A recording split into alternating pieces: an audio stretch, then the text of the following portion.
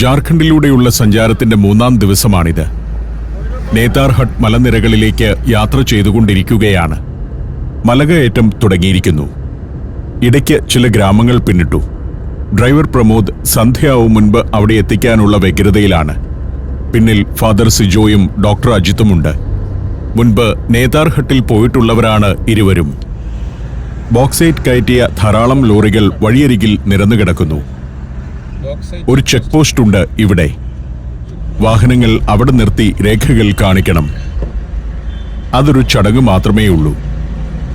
അഴിമതിയുടെ കൂത്തരങ്ങുകളാണ് ഇവിടുത്തെ ചെക്ക് പോസ്റ്റുകൾ. ഇന്ത്യയിലെ വമ്പൻ അലൂമിനിയം കമ്പനികൾക്ക് വേണ്ടി ബോക്സൈറ്റുമായി ഓടുന്ന വണ്ടികളാണ് ഇതെല്ലാം. മലമുകളിലെ ഖനികളിൽ നിന്ന് ബോക്സൈറ്റുമായി ഇവർ ദിവസവും പല ട്രിപ്പുകൾ അടിക്കുന്നു. അത്തരം ലോറികളുടെ ഒരു ഇടത്താവളമാണിവിടം. മലകയറ്റമാണ്. പ്രമോദ് ശ്രദ്ധയോടെ വണ്ടി ഓടിച്ചുകൊണ്ടിരിക്കുന്നു. തുടരെ ലോറികൾ വരുന്നുണ്ട്.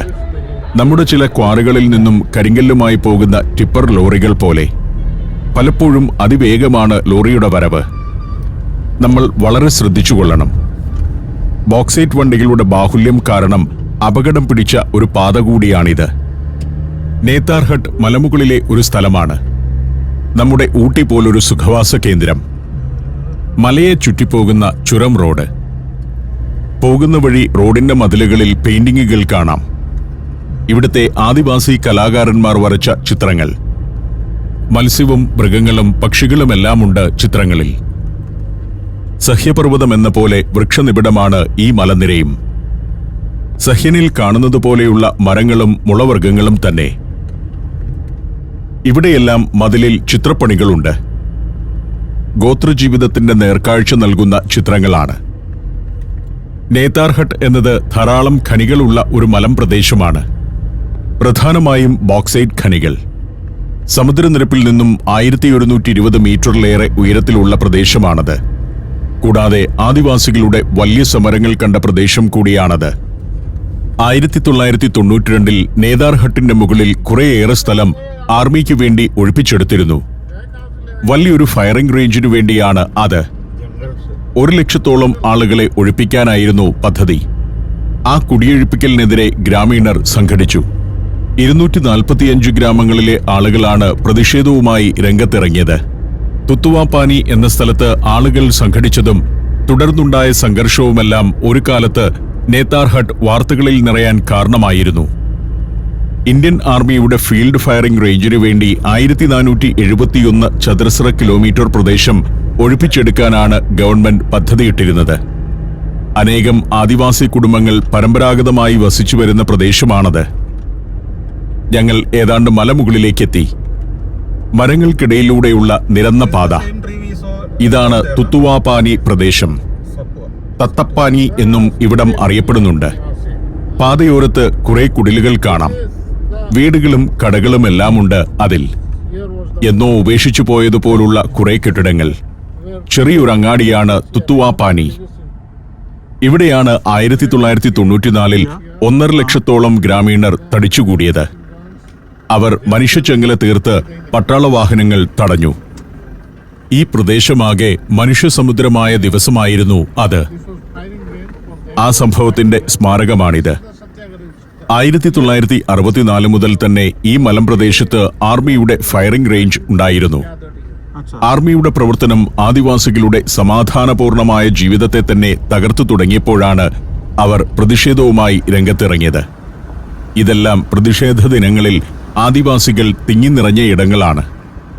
20 വർഷത്തോളം ഇവിടുത്തെ ആളുകൾ ആർമിയുടെ ഇടപെടലിനെതിരെ സമരം ചെയ്തു.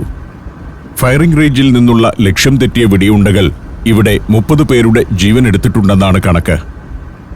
ഇതെല്ലാം നേതാർഹട്ടിന്റെ ഭാഗങ്ങൾ തന്നെയാണ്. പീഠഭൂമി പോലൊരു പ്രദേശം. നിരവധി ആദിവാസികൾ വസിക്കുന്ന അവരുടെ കൃഷിയിടങ്ങളുള്ള ഭൂമിയായിരുന്നു ഇത്. പക്ഷേ ഇപ്പോൾ ഇവിടെ കൂടുതലായും ഖനികളാണുള്ളത്. അസൂർ എന്ന ഗോത്രവിഭാഗമാണ് ഇവിടെ പ്രബലം. പരമ്പരാഗതമായി ഇരുമ്പ് പണിക്കാരാണ് അവർ. ഇതെല്ലാം അസൂർ ഗോത്രക്കാരുടെ വീടുകളാണ്. ഭൂമിക്കടിയിൽ ധാരാളം ഖനിജങ്ങളുള്ള പ്രദേശമായതിനാലാവാം ഇവിടെയുള്ളവർ ലോഹപ്പണിക്കാരായത്. മലമുകളിൽ എത്തുമ്പോഴും ട്രക്കുകൾ കടന്നുപോകുന്നത് കാണാം. ജാർഖണ്ഡിൽ അസൂർ ഗോത്ര വിഭാഗം ഏറ്റവും അധികമുള്ളത് ഈ നേഥാർഹട്ട് പ്രദേശത്താണ്. PTVG അഥവാ പർട്ടിക്കുലർലി വൾണറബിൾ ട്രൈബൽ ഗ്രൂപ്പിൽ ഉൾപ്പെടുന്നവരാണ് അവർ. ദുർബല ഗോത്രവിഭാഗം. ബിർജിയ എന്നൊരു ഗോത്രവും ഈ ഹിൽ സ്റ്റേഷനിലുണ്ട്. പിന്നെ ഉറാവോ, മുണ്ട തുടങ്ങിയ ഗോത്രങ്ങളും. പല ആദിവാസി കുടുംബങ്ങളുടെയും കൃഷിഭൂമികൾ ഇപ്പോൾ ഖനികളായി മാറിയിട്ടുണ്ട്. ബോക്സൈറ്റ് ഖനികളാണ് ഇവിടെ കൂടുതൽ. അവരുടെ കൃഷിയിടങ്ങൾ ഏറ്റെടുത്ത് അവിടം കുഴിച്ചെടുക്കുന്ന ബോക്സൈറ്റ് സാന്നിധ്യമുള്ള മണ്ണാണ് ലോറികളിൽ കൊണ്ടുപോയിക്കൊണ്ടിരിക്കുന്നത്. ഗ്രാമങ്ങളെല്ലാം ഐശ്വര്യം കെട്ടുപോയതുപോലുള്ള അവസ്ഥയിലാണ്. ചിലയിടത്ത് ഇങ്ങനെ ചിലരുണ്ട്. പശുക്കളെ മേയിക്കുന്നവരാണ്. വരണ്ട മണ്ണിൽ പച്ച പുൽനാമ്പുകൾ അന്വേഷിക്കുകയാണ് പശുക്കൾ. കാലി വളർത്തിയും കൃഷി ചെയ്തും ജീവിക്കുന്നവരാണ് ഇവിടെ കൂടുതലുള്ളത്. നാടൻ പശുക്കളാണ്. തീറ്റ കുറവായതുകൊണ്ടാവാം അവയുടെ വാരിയെല്ലുകൾ പുറത്ത് തെളിഞ്ഞു കാണാം. അധികം പാൽ നൽകുന്ന പശുക്കളാണെന്ന് തോന്നുന്നില്ല. പുരാതന കാലം മുതൽക്ക് തന്നെ വേട്ടയാടി ജീവിച്ചിരുന്ന ഗോത്രങ്ങളുടെ പ്രദേശമായിരുന്നു നേതാർഹട്ട്. പിന്നീടവർ കൃഷിയിലേക്കും കന്നുകാലി വളർത്തലിലേക്കുമെല്ലാം തിരിയുകയായിരുന്നു. ഇപ്പോഴും ഓരോ ഗോത്രങ്ങൾക്കും സ്വന്തമായ ഭരണ സംവിധാനം തന്നെയുള്ള പ്രദേശമാണിത്. അഖ്ര എന്ന് വിളിക്കുന്ന പ്രത്യേക സ്ഥലത്ത് ഗോത്രത്തിലെ പ്രമുഖർ ആഴ്ചയിലൊരിക്കൽ സമ്മേളിക്കുകയും കാര്യങ്ങൾ തീരുമാനിക്കുകയും ചെയ്യുന്നു. ഇന്ത്യൻ ആർമിക്കെതിരെ ഇവിടെ ഏറ്റവും വലിയ പ്രക്ഷോഭമുണ്ടായതിനു പിന്നിൽ ഈ അഖ്ര മീറ്റിംഗുകളുടെ സ്വാധീനമുണ്ടായിരുന്നു. ഇവിടെ വെൽക്കം ടു ഗുർദാരി ബോക്സൈറ്റ് മൈൻ എന്നൊരു ബോർഡ് കണ്ടു. അതിന് ചുവട്ടിലൂടെ യാത്ര ചെയ്യുമ്പോൾ അല്പമകലെ ഒരു കാഴ്ചയുണ്ട്. കഴിഞ്ഞ സീസണിൽ പോലും കൃഷി നടത്തിയ പാടത്തിന്റെ അതിരിൽ കുറെ ട്രക്കുകൾ വന്നു കിടക്കുന്നു. അവിടെ ഖനനം നടക്കുകയാണ്. ഖനി എന്ന് കേൾക്കുമ്പോൾ നമ്മുടെ മനസ്സിലുള്ളത് ഭൂഗർഭത്തിലേക്കുള്ള വലിയ തുരങ്കങ്ങളാണല്ലോ. അത്തരം ഖനികളല്ല ഇവിടെയുള്ളത്. ഭൂമിയുടെ ഉപരിതലത്തിൽ നിന്നുമാണ് മണ്ണ് കോരിയെടുത്ത് കൊണ്ടുപോകുന്നത്. എങ്കിലും അവിടുത്തെ പ്രവർത്തനം എങ്ങനെയാണെന്ന് എനിക്ക് മനസ്സിലായില്ല. വേലിക്കല്ലുകൾ കൊണ്ട് അതിര് തീർത്ത ഒരു ഭാഗത്താണ് ഖനനം. ഞങ്ങൾ അവിടേക്കൊന്ന് പോയി നോക്കാമെന്ന് തീരുമാനിച്ചു. എന്റെ കൂടെയുള്ള ഡ്രൈവറാകട്ടെ, സിജു അച്ഛനാകട്ടെ, ഡോക്ടർ അജിത്ത് ആകട്ടെ ഇതുവരെ ഒരു ഖനിയിലും പോയിട്ടില്ല. ഖനിക്കകത്ത് ഷൂട്ടിംഗ് അനുവദിക്കുമോ എന്നും അറിയില്ല. ഹിൻഡാൽകോയുടെ ഒരു മൈനാണ് ഇത്. ആദിത്യ ബിർള ഗ്രൂപ്പിൻ്റെതാണ് ഹിൻഡാൽകോ. വിശാലമായ ഒരു സ്ഥലത്താണ് ഖനനം. ഒരു ലെയർ മണ്ണെടുത്തു മാറ്റിക്കഴിഞ്ഞ സ്ഥലമാണ് ഈ മൈതാനം പോലെ കാണുന്നത്. അങ്ങേയറ്റത്ത് മണ്ണ് മാന്തി ടിപ്പർ ലോറിയിൽ നിറച്ചുകൊണ്ടിരിക്കുന്നു. അനേകം ലോറികൾ. 1000 ലോഡ് മണ്ണെങ്കിലും ഇവിടെ നിന്നും ഓരോ ദിവസവും പോകുന്നുണ്ട്. 1985 മുതൽ പ്രവർത്തിക്കുന്നതാണ് ഗുൽദാരി ബോക്സൈറ്റ് മൈൻ. ഈ പ്രദേശത്തെ കൃഷിയിടങ്ങൾ തരിശുനിലങ്ങളാക്കി മാറ്റിയതിൽ അവർക്ക് വലിയ പങ്കുണ്ട്. അകത്തേക്ക് ചെന്നപ്പോൾ ഏതാനും ഉദ്യോഗസ്ഥർ വന്നു തടഞ്ഞു. ഇവിടം ഷൂട്ട് ചെയ്യാൻ പറ്റില്ലെന്നും ഹെഡ് ഓഫീസിൽ നിന്ന് മുൻകൂട്ടി അനുമതി വാങ്ങണമെന്നും അവർ പറഞ്ഞു. ഞാൻ ക്യാമറയിൽ ഇത് പകർത്തുന്നത് എന്തെങ്കിലും നെഗറ്റീവ് വാർത്തകൾ കൊടുക്കാനാണോ എന്ന് സംശയമുണ്ട് ഇവർക്ക്. അതുകൊണ്ടാവാം അകത്തെ ഷൂട്ടിംഗ് തടഞ്ഞത്. വഴിയെ പോകുമ്പോൾ ഷൂട്ട് ചെയ്യാമല്ലോ എന്ന് ചോദിച്ചു. അതിന് തടസ്സമില്ലെന്ന് അവരും പറഞ്ഞു. ഈ വഴി പോകുമ്പോൾ കുറേ ദൂരം ഇതുതന്നെയാണ് കാഴ്ച. മേൽമണ്ണ് വാരിയെടുത്തുകൊണ്ടു പോകുന്നു. ഒരർത്ഥത്തിൽ ഇതാവശ്യമുള്ള ഖനനം തന്നെയാണ്. അലൂമിനിയം നിത്യജീവിതത്തിൽ ആവശ്യമായ ലോഹമാണല്ലോ. അടുക്കളയിലെ പാത്രങ്ങൾ മുതൽ വീടിന്റെ മേൽക്കൂരയിലിടുന്ന ഷീറ്റ് വരെ അലൂമിനിയം കൊണ്ടുണ്ടാക്കുന്നു.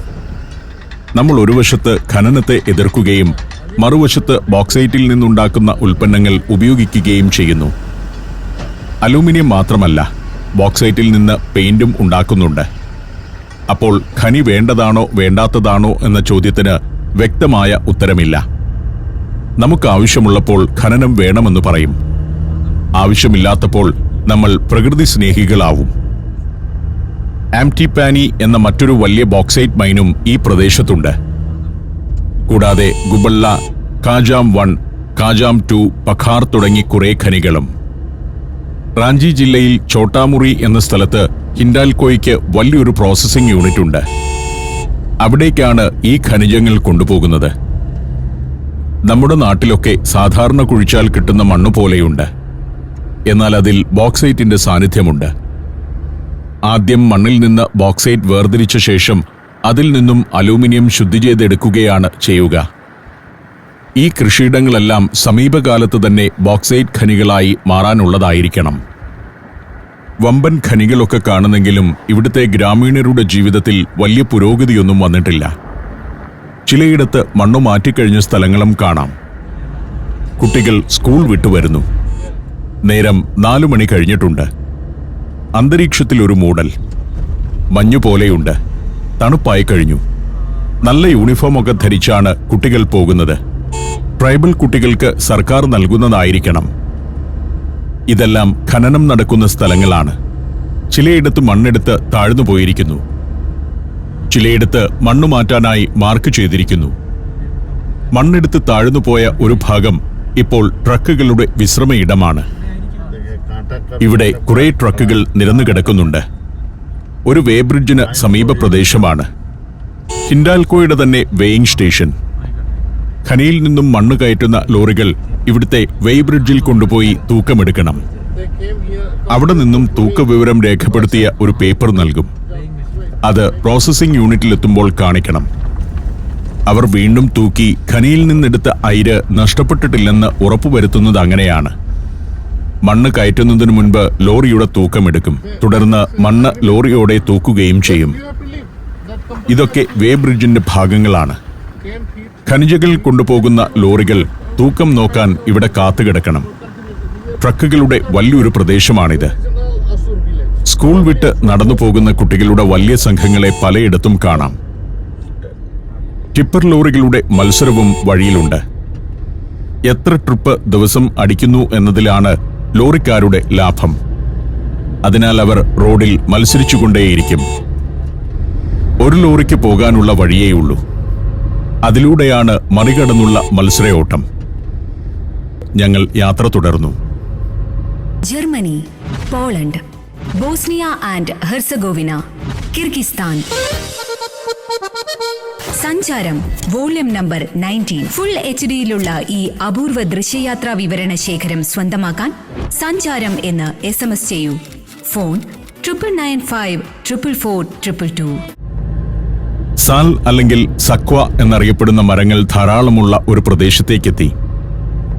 റോഡിന്റെ ഇരുവശവും അതങ്ങനെ വ്യാപിച്ചു കിടക്കുന്നു. കുറച്ചുകൂടി ചെല്ലുമ്പോൾ നേതാർ ഹട്ടിന്റെ പടിപ്പുര കണ്ടു. നേതാർ ഹട്ട് എന്ന സുഖവാസ കേന്ദ്രത്തിലേക്കുള്ള റോഡിലേക്ക് കയറി. അവിടേക്കുള്ള വഴിയിലും ഗോത്രകലാകാരന്മാർ വരച്ചുവച്ച മതിൽ ചിത്രങ്ങൾ ഒരു കാഴ്ചയാണ്. അതൊരു പ്രത്യേക ആർട്ട് തന്നെയാണ്. മ്യൂസിയങ്ങളിലൊക്കെ ഈ ട്രൈബൽ ചിത്രങ്ങൾക്ക് വലിയ പ്രാധാന്യമുണ്ട്. തനതായ ഒരു ശൈലിയുണ്ട് ട്രൈബൽ ആർട്ടിന്. അതാണ് ഈ വഴിയോരങ്ങളിലെ മതിലുകളിൽ കാണുന്നത്. സർക്കാർ പണം മുടക്കി ചെയ്യിക്കുന്നതാണ്. അത്തരം ചിത്രങ്ങൾ വരയ്ക്കുന്ന ധാരാളം കലാകാരന്മാരുണ്ട് ഈ സംസ്ഥാനത്ത്. സോഹ്രായ്, കോവാർ എന്നിങ്ങനെ വ്യത്യസ്ത ശൈലിയിലുള്ള ട്രൈബൽ പെയിന്റിങ്ങുകളുണ്ട് ഇവിടെ. പരമ്പരാഗതമായി കൈവന്ന ചിത്രരചനാ രീതികളാണത്. മണ്ണിൽ നിന്നെടുക്കുന്ന പല നിറങ്ങളാണ് ചിത്രങ്ങൾ വരയ്ക്കാൻ ഉപയോഗിക്കുക. മുളന്തണ്ടും തുണിയും കൈവിരലുകളുമെല്ലാം ഉപയോഗിച്ചാണ് പെയിന്റിംഗ്. ഈ പ്രദേശം പാറ്റ് റീജിയൻ എന്നാണ് അറിയപ്പെടുന്നത്. പാറ്റ് പീഠഭൂമിയുടെ ഭാഗമാണ് ഇവിടമെല്ലാം. എവിടെയും സാൽ മരങ്ങളാണ് കാഴ്ച. യൂറോപ്പിൽ പൈൻ മരങ്ങൾ എന്നതുപോലെ ഇവിടെ ഒരു മലമ്പ്രദേശം മുഴുവൻ സാൽ അഥവാ സക്വ മരങ്ങൾ വളർന്നു നിൽക്കുകയാണ്. ഞങ്ങൾ ഒരു ബസാർ ഏരിയയിലേക്കെത്തി. വലിയ പകിട്ടൊന്നുമില്ലാത്ത ടാർപോളിനും തകരഷീറ്റും മേഞ്ഞ ചെറിയ ചെറിയ പീടികകൾ. അധികം ആളനക്കമൊന്നുമില്ല. അപ്പോൾ എന്റെ കൂടെ വന്ന പ്രമോദിനും അജിത്തിനും സംശയമായി. ധാരാളം ടൂറിസ്റ്റുകൾ വരുന്ന ഒരു അങ്ങാടിയാണിത്. ഒരു ചായക്കടക്കാരനോട് കാര്യമന്വേഷിച്ചു. ആളുകൾ സൺസെറ്റ് കാണാൻ പോകുന്ന നേരമാണ് ഇതെന്ന് അയാൾ പറഞ്ഞു. ഈ സമയത്ത് സൺസെറ്റ് പോയിന്റിലായിരിക്കും ടൂറിസ്റ്റുകളെല്ലാം. അതുകൊണ്ടാണ് ചായക്കടകളെല്ലാം ഒഴിഞ്ഞുകിടക്കുന്നത്. സൺസെറ്റ് കഴിയുമ്പോൾ ആളുകൾ ഇവിടേക്കൊക്കെ വരും. നമ്മുടെ വാഗമണ്ണിന്റെ അത്ര പോലും വികസിതമല്ല ഇവിടമെന്ന് തോന്നും. കുറെ റിസോർട്ടുകളൊക്കെ വന്നിട്ടുണ്ടെങ്കിലും നേതാർ ഹട്ടിനെ അടിസ്ഥാന സൗകര്യങ്ങളുടെ കാര്യത്തിൽ കേരളത്തിലെ ഒരു ഹിൽ സ്റ്റേഷനുമായി താരതമ്യം ചെയ്യാൻ പോലും ആവില്ല. ജാർഖണ്ഡിലെ റാഞ്ചിയിൽ നിന്നൊക്കെ കുറേ ആളുകൾ അവധി ആഘോഷിക്കാൻ വരും. സൺസെറ്റും സൺറൈസും കാണാം. അതിനുള്ള ചില വ്യൂ പോയിന്റുകളുണ്ട്. ഇവിടെ ചില ദിവസങ്ങളിൽ ചന്ത നടക്കുന്നതായിരിക്കണം. ഏതായാലും ഇപ്പോൾ കടകൾ കൂടുതലും അടഞ്ഞുകിടക്കുകയാണ്. വലിയ കാഴ്ചയൊന്നുമില്ല. ആ ബസാർ ഏരിയയിൽ നിന്നും ഞങ്ങൾ യാത്ര തുടർന്നു. ഇവിടുത്തെ സൺസെറ്റ് പോയിന്റും സൺറൈസ് പോയിന്റും ഒന്ന് കണ്ടുകളയാം. ഏതായാലും ഇവിടെ വരെ വന്നതാണല്ലോ. അത് കാണിച്ചില്ലെങ്കിൽ ജാർഖണ്ഡിൽ ജീവിക്കുന്ന മലയാളികൾ തന്നെ ചോദിക്കും, അവിടം വരെ പോയിട്ട് അതെന്തുകൊണ്ട് കണ്ടില്ല എന്ന്. കുറച്ചുകൂടി ചെല്ലുമ്പോൾ പൈൻ മരത്തിന്റെ വലിയ തോട്ടങ്ങളിലേക്കെത്തി. പൈൻ ഫോറസ്റ്റ് തന്നെ. ആകെ 30ഓളം ഹോട്ടലുകളും റിസോർട്ടുകളുമുണ്ട് ഈ നേതാർ ഹട്ടിൽ. അതിൽ 10 എണ്ണം വലിയ റിസോർട്ടുകളാണ്. 19-ാം നൂറ്റാണ്ടിന്റെ അവസാന കാലത്ത് ബ്രിട്ടീഷുകാരാണ് ഇവിടം ഒരു സുഖവാസ കേന്ദ്രമാക്കിയത്. ഒരിടത്ത് വണ്ടി നിർത്തി ഞങ്ങൾ ഒരു പൈൻമരക്കാട്ടിലൂടെ നടന്നു. ഇതിലെ നടന്നാൽ ഒരു സൺറൈസ് പോയിന്റിൽ എത്താമെന്ന് ഡ്രൈവർ പറഞ്ഞിരുന്നു. സിജോ അച്ഛൻ മുൻപേ നടക്കുന്നു, ഞാൻ പിറകെയും. അച്ഛൻ മുൻപ് ഇവിടെ വന്നിട്ടുണ്ട്. നടന്നു ചെല്ലുമ്പോൾ ഇവിടെ ഒരു ഭാഗം മനോഹരമായ ഒരു ഉദ്യാനം പോലെ ഒരുക്കിയിട്ടിരിക്കുന്നത് കാണാം. മാനം മുട്ടെ വളർന്നു നിൽക്കുന്ന പൈൻ മരങ്ങൾ. അതിന്റെ നടുക്കാണ് ഈ സെന്റർ. പക്ഷേ ഇത് തുറന്നിട്ടില്ല. പണി തീർന്നിട്ടേയുള്ളൂ എന്ന് തോന്നുന്നു. ഈ പൈൻമരക്കാട്ടിലൂടെ നേരെ നടന്നാൽ ഒരു ക്ലിഫിൽ എത്തുമെന്നാണ് ഡ്രൈവർ പറഞ്ഞിരിക്കുന്നത്. കുറേ നടക്കണം. ഞങ്ങൾ നടന്നു. പൈൻമരക്കാട് ഷൂട്ട് ചെയ്യുന്നത് രസമാണ്. വരിയൊത്ത് നേരെ മുകളിലേക്ക് ഉയർന്നു നിൽക്കുന്ന മരങ്ങൾ. ഒരു മലയുടെ അതിരിലേക്കെത്തുന്നു. ഈ വക്കിൽ നിന്ന് നോക്കിയാൽ അങ്ങ് താഴ്വാരം കാണാം. അവിടെ നിന്നാണ് ഞങ്ങൾ മലകയറ്റം തുടങ്ങിയത്. സമുദ്രനിരപ്പിൽ നിന്നും 3700 അടി ഉയരത്തിലാണ് ഞങ്ങൾ നിൽക്കുന്ന പ്രദേശം. നേതാർ ഹട്ടിലെ താപനില 7 ഡിഗ്രി സെൽഷ്യസ് വരെ താഴാറുണ്ട്. അവിടെ നിൽക്കുമ്പോൾ അതാ ഒരു വിറക് കെട്ട് ഉയർന്നു വരുന്നു. ഒരു ആദിവാസി സ്ത്രീയാണ്. തലയിൽ വലിയൊരു കെട്ടും കയ്യിൽ ചെറിയൊരു കെട്ടുമുണ്ട്. വനത്തിൽ പോയി വിറക് ശേഖരിച്ച് തീ കത്തിക്കുന്നത് ഇവിടുത്തെ ആദിവാസി പ്രദേശങ്ങളിലൊക്കെ ഇപ്പോഴും സാധാരണമാണ്. ചെലവ് കുറഞ്ഞ രീതിയാണല്ലോ അത്. താഴെ വലിയ വനങ്ങളുണ്ട്. അവിടെ പോയി വിറക് ശേഖരിക്കുക ഗോത്രഗ്രാമങ്ങളിലെ സ്ത്രീകളുടെ ഒരു പ്രധാന ജോലിയാണ്.